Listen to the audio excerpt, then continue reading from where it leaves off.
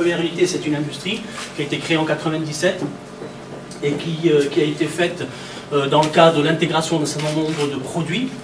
Donc bien évidemment, on vous expliquera tout à l'heure ce que c'est que les économies d'échelle que nous avons fait avec ça, qui est une société qui fabrique des jantes, qui sont donc actuellement fabriquées chez nous et qui arrivent en profilé pour fabriquer nos roues de vélo.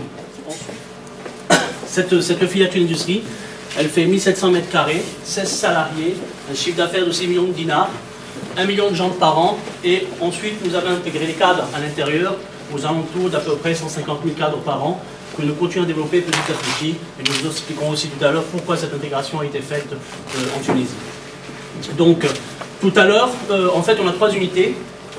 Nous avons ciblé la visite sur cette unité-là, parce qu'elle est représentative en fait de notre production, puisqu'on voit l'ensemble du vélo fabriqué, mais nous avons les 2 unités qui sont à peu près à vol d'oiseau à 500 mètres, et là, il est un petit peu difficile de vous y emmener tous dans les 2 unités, ça prendrait plus de temps. Maintenant, si vous voulez qu'on y aille, on peut y aller, mais c'est pour vous éviter qu'on aille faire tous ces tours-là. Elles sont à 500 mètres à vol d'oiseau, vous la voyez à travers la fenêtre, et on verra dans le schéma tout à l'heure, et une qui est à Agouda, et qui fait 1700 mètres carrés, dont je viens d'en parler, pour la fabrication de jantes. Ensuite, la deuxième usine, qui est donc à vol d'oiseau, que je viens de vous montrer, qui fait 6600 mètres carrés couverts, 39 salariés, dans lequel on fabrique une partie de nos cadres, et on fait l'entreposage complet de notre matière première, qui vient soit de Tunisie, soit d'Europe, ou soit de l'Asie. D'accord ? Ensuite, Eurocycle, en propre, fabrication et assemblage du vélo final pour nos clients européens.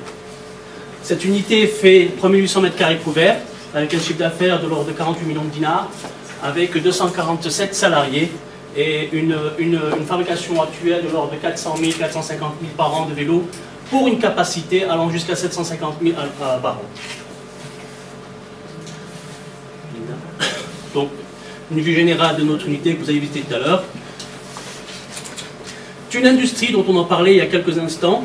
Le process de fabrication est très modernisé. Il est à la pointe de la technologie de n'importe quel fabricant au monde de jantes, c'est-à-dire qu'on n'a rien envié à personne. Nous l'avons intégré parce qu'il était nécessaire pour nous, à ce niveau-là, d'intégrer en Tunisie, pour 2 raisons essentielles. La première, c'est des économies d'échelle, parce qu'à l'époque, nous achetions les jantes complètes. Dans un conteneur, je vous donne des exemples chiffrés parce que je sais que les analystes aiment bien ça. Dans un conteneur, on mettait à peu près 11 000 jantes. Et aujourd'hui, on achète en fait des barres qui sont plates, qui font 6 mètres de longueur, et on met 11 000 barres. La différence entre les jantes et les barres, c'est qu'avec une barre, on fait 3 jantes. Donc, de ce calcul mathématique, nous avons divisé par 3 les coûts de transport.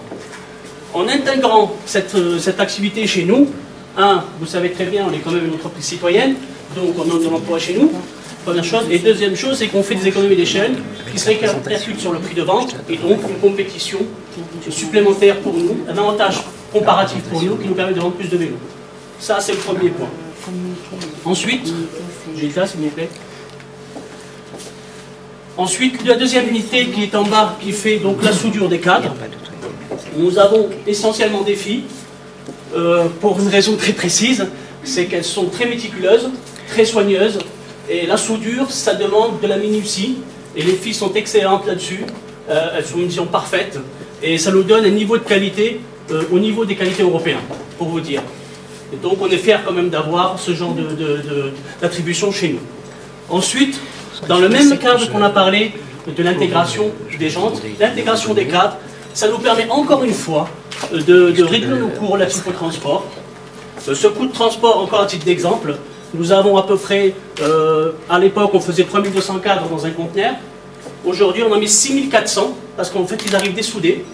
Et donc, ça nous permet de diviser par 2 le coût du transport. Un coût de transport d'un conteneur Asie-Tunisie de l'ordre de 3300 $. À d'ordre d'idée. Donc, vous avez les calculs, qu'est-ce qu'on économise sur le frais de transport, sans parler, encore une fois, dans ce qu'on appelle les entreprises citoyennes, du coût moins sur l'environnement. Sachez qu'un conteneur qui vient d'Asie, il consomme, il pollue, et donc moins on arrive, et plus on préserve ces atouts-là. Sachez que c'est des points importants lorsqu'on discute avec les Européens, et on serait quand même des entreprises modèles en Tunisie d'avoir toujours à l'esprit ce genre de méthode de travail. Ensuite, une des qualités fortes lorsqu'on soude nos cadres, c'est qu'on va les sandblaster, c'est-à-dire qu'on va les grenailler, on va enlever cette partie de rouille qui peut se poser dessus suite au voyage en mer, et derrière, ben, ça nous permet de nettoyer, et de lorsqu'on passe en peinture, on puisse donner une qualité de produit irréprochable sur la finition du cadre. Sachez que nous nous sommes dotés, en troisième point, vous allez le voir tout à l'heure, des lignes de peinture de très grande qualité. Ces lignes de peinture sont des lignes de peinture en poudre, c'est-à-dire que c'est de la poudre époxy qui va venir s'envelopper, on va le voir tout à l'heure, autour des cadres, et donc donner immédiatement, après cuisson, un cadre peint prêt à l'utilisation. Donc, ces nouvelles lignes de peinture dernière génération ont un but précis, c'est donner de la qualité au produit, de la flexibilité, parce que dans le tunnel, une fois qu'il est peint, une fois qu'il est sorti, on a 154 qui sortent au bout d'une heure. Ah, d'accord. Alors que dans les années précédentes, il y avait ce qu'on appelle la peinture liquide, qui est pas aussi brillante et assez, vous verrez dans tous les étalonnages que nous avons en termes d'aspect derrière, et qui aujourd'hui ne nous permet pas la même flexibilité. C'est-à-dire qu'il faut que vous mettez des diluants dessus, il faudrait que vous attendez 12 heures pour que ça passe, et ensuite vous pouvez utiliser l'assemblage final. Or, avec ces nouvelles lignes de peinture, on a une flexibilité qui nous permet d'être réactif immédiatement, de pouvoir changer de gamme de production sur n'importe quel client, changer de couleur. Sachez que le temps de passage est de 15 minutes d'une couleur à l'autre, et donc le temps de nettoyage est déjà absorbé par les deux autres lignes de peinture qui tournent. Donc en fait, c'est un temps masqué et un gain de productivité qui s'affiche à la fin du processus de peinture.